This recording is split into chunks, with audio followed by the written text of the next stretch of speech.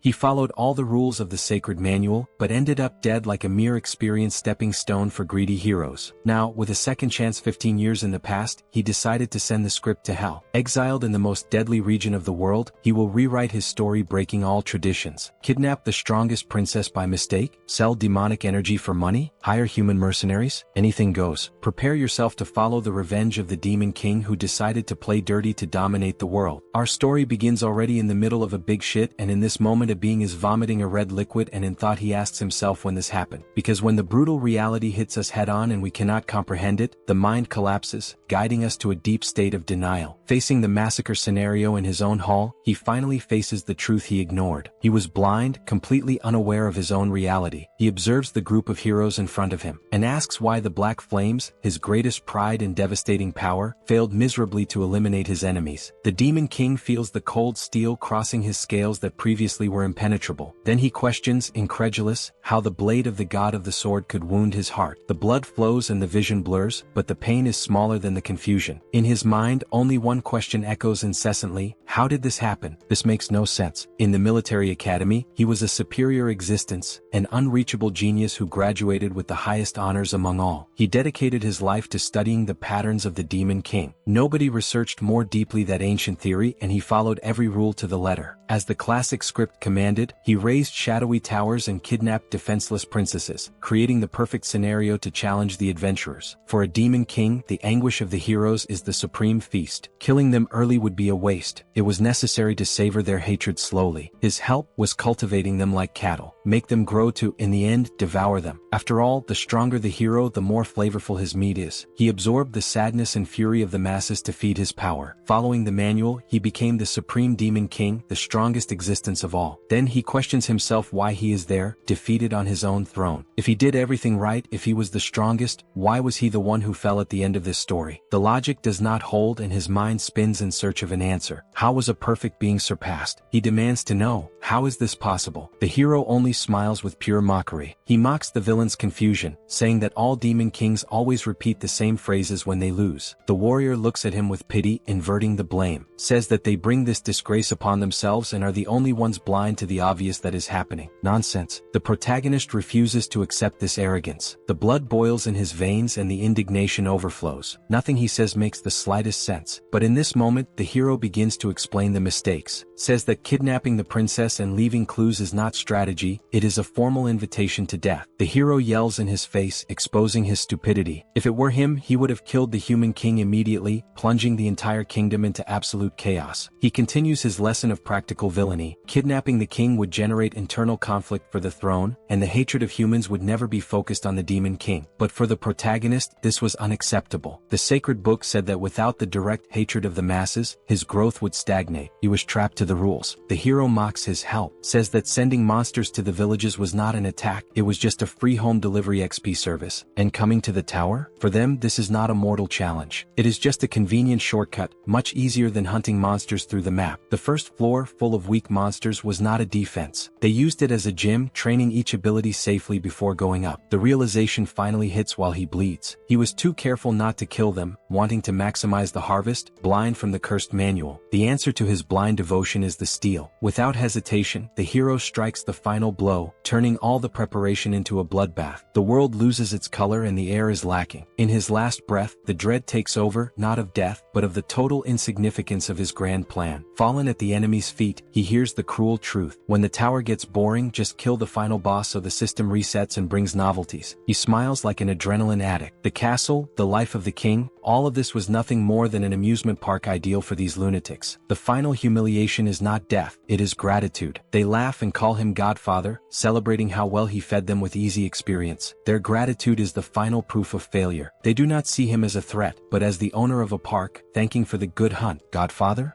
His mind shatters with this word. His supreme tower, his pride, was reduced to a mere hunting field for their amusement. The hero's smile is disgusting. He admits that many died, but it matters little the lives lost as long as he has gained fame and glory in the process. The blade rises for the mercy strike. The goodbye sounds so casual, as if he were just ending a boring work shift. The king's teeth grind with enough strength to break. How does a hero dare treat him like this? His entire existence has become a bad joke. The humiliation burns more than the wounds. If this is the result. Then what the hell were those patterns of the Demon King that he followed blindly? But he refuses. He cannot accept this pathetic end. Die in vain like a simple step in the ladder of success of an arrogant human? Never. The fury explodes, rejecting reality. In a last roar of defiance that tears his throat, he proclaims his identity. He is the Demon King, but fate is cruel and indifferent to the scream. The sound of steel cutting flesh silences the protest, a dry noise that decrees the end of his era. The darkness consumes him together with the blade. His vision splits in half as well as his pride, and all that remains is the absolute silence of death. The vision darkens and the faces of those damned begin to blur. They look at him not as a worthy enemy, but as a task already concluded. The cold ceiling of the castle is the last thing he sees. The warm blood spreads across the floor, marking the place where his legend should have reigned. He hears their footsteps moving away. The sound of the boots against the floor echoes like hammer blows on the pride, leaving him behind like disposable trash. But the hatred does not die with the body. Those who dare look from above, who mock his existence, will not leave unpunished. With the little strength that remains, he fixes his gaze on the enemy's back, engraves each detail, each movement. His will refuses to fade now. They will pay. Each laugh, each mockery, each drop of blood. The bill has come and he guarantees that the price will be much higher than they imagine. The hero claims his horns as a trophy, as if he were a hunted animal. This disgusting greed will be the fuel for the final gambit. Suddenly the air changes. Something in the energy of the environment makes the hero stop. He feels the danger, the anomaly that arises from the corpse he thought he had defeated. Even if it costs the rest of his essence, the king activates the forbidden magic. It does not matter if he ceases to exist as long as he takes all of them along. The expression of the human changes from arrogance to pure terror. He realizes it too late. The game is not over. The true revenge begins now. The forbidden energy releases itself with an uncontrollable violence. It is not just a magical explosion, it is the total collapse of his own vital essence. The arrogant smile of the hero disappears. He screams in panic for everyone to run, realizing that he fell into the final suicidal trap. But there is nowhere to run. The shockwave swallows everything ahead, disintegrating stone and flesh without distinction. The tower becomes their tomb. He sees the shadows of those who mocked him being vaporized. The army he created is swept from existence by his last act of pure resentment. While his consciousness dissolves in the light, the epiphany hits him. The manual was wrong. The honor, the rules, the pattern, all of that was his ruin. If he had not been so foolish in following those cursed guidelines, if he had acted like a true monster, the result would be different. If destiny gives only one more chance, he swears by the destroyed soul, screw the manual, screw the patterns. He will do everything his own way. The tower collapses, taking the weak past with it. Next time there will be no training nor mercy. He will bring the true hell to this world. The physical world disappears, giving place to a cold and silent void. Distorted voices echo in the darkness, like an ancient spell going back in time. Suddenly the air fills his lungs with violence. The eyes open in shock, the heart races. He is still alive? Where is he? He looks around, still dizzy. The dirty stone ceiling and blood disappeared, replaced by a glass dome under the moonlight. Where the hell did he end up? He is not alone. He is surrounded by rows of young people in impeccable military uniforms. The silence of death was replaced by murmurs. What is this? He brings his hand to his face and feels the cold sweat. The heart beats strongly in his chest, pumping warm blood. It is unbelievable, but he really is alive. A shrill voice breaks his thoughts, shouting his name. Berje Deias. It had been so long since he heard his name said without an insult attached. His feet move almost on their own, guided by instinct. The presenter urges him, impatient. Everything feels like a bizarre and vivid dream too real to be false. While he walks through the hall, the familiarity of the environment hits him like a physical punch. He knows this place. He knows exactly where he is stepping. The old director is in front of him, complaining about the slowness. He asks indignantly why the student is acting strange right on the graduation day. The old man pins the red emblem on his chest. The insignia given only to the elite, the definitive proof that he graduated as an official Demon King of the Academy. The pieces of the puzzle finally fit together. The new insignia, the director alive, the uniform. There is only one logical explanation. He is back. He is exactly on the day of his graduation at the military academy 15 years in the past, before committing all those stupid mistakes. He does not know the reason for the return, but he understands the meaning. Destiny gave a second chance and he will not waste it with the same mistakes. The master of ceremonies calls him. As the best student, the summa cum laude, the honor of reciting the class oath falls on his shoulders. In front of him him, the giant hologram with the sacred laws appears. The commandments that dictated his past life and led him straight to ruin, the patterns of the Demon King. He stares at those shining letters and feels a bitter taste in his mouth. That text is not a guide, it is a death sentence. He memorized every comma of this damn text. He dedicated his youth to following these rules blindly, believing that they would lead him to glory. But the truth is cruel. Following this trash only turned him into a stepping stone, a disposable toy for the fame of those hypocrite heroes. Everyone waits. They want him to swear, before all the demonic elite, that he will dedicate his new life to following this same failed path. The anger boils inside him. The universe is joking? He just died because of this and now they want him to swear loyalty to this trash. The presenter insists, oblivious to the volcano about to explode. Read the patterns, he says. He has no idea how much the protagonist hates these words now. His teeth grind with such force that the sound echoes. The pressure is unbearable.